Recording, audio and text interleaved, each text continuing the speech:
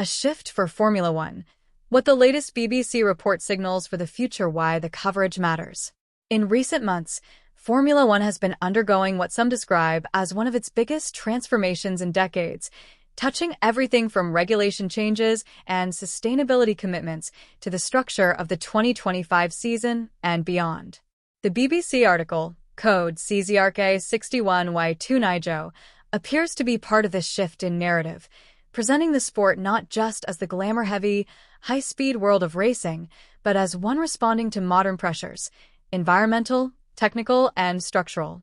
What the article hints at, and what broader reporting confirms, is that Formula One is trying to evolve, to stay relevant in a world increasingly concerned with sustainability, fairness, and long-term viability.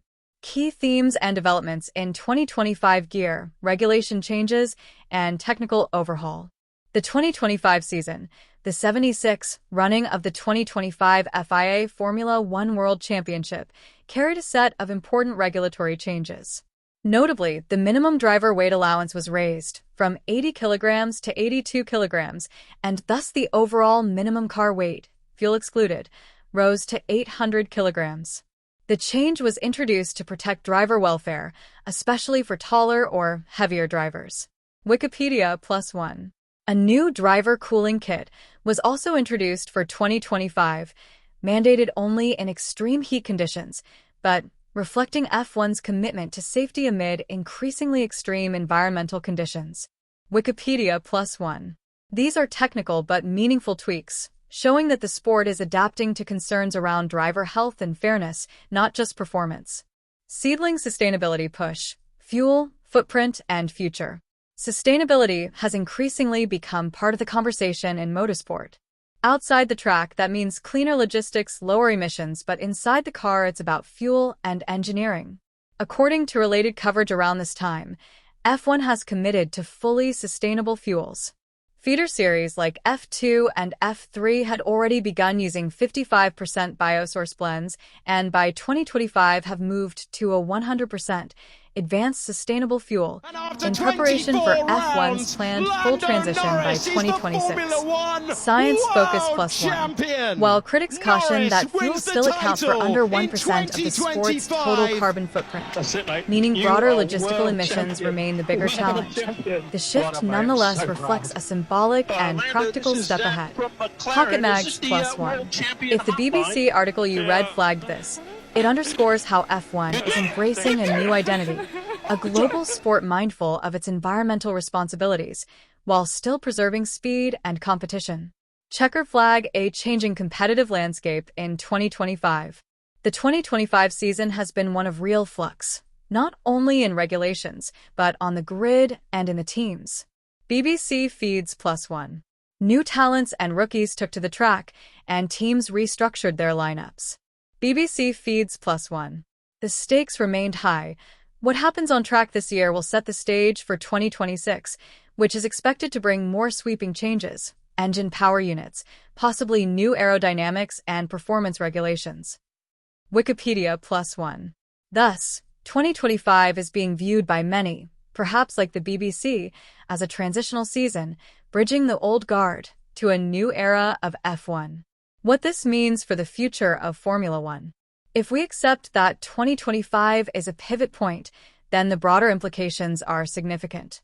Hammer and wrench: evolution over tradition, adjustments to car weight and driver safety, plus fuel changes, show F1 is prioritizing sustainability and safety over historical status quo. Glow showing Europe-Africa relevance in a changing world. As global awareness of climate change grows, the move towards sustainable fuel helps F1 stay credible. It opens opportunities for road car applications of these fuels, which some in the automotive industry view as promising. Science Focus +1. Direct hit: new competitive balance, regulation shakeups, and new driver lineups mean that 2025 could lead to a more unpredictable and competitive 2026. It could reset power dynamics between teams. Compass: a sport rebranding itself. For fans and stakeholders, these changes may shift how F1 is perceived, not just as a spectacle of speed, but as a progressive global sporting institution ready to adapt. Potential pitfalls and criticisms.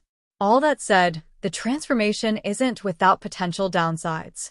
Some analysts argue that the environmental benefit of new fuels might be mostly symbolic. Actual carbon emissions from logistics, global travel, and support infrastructure remain huge.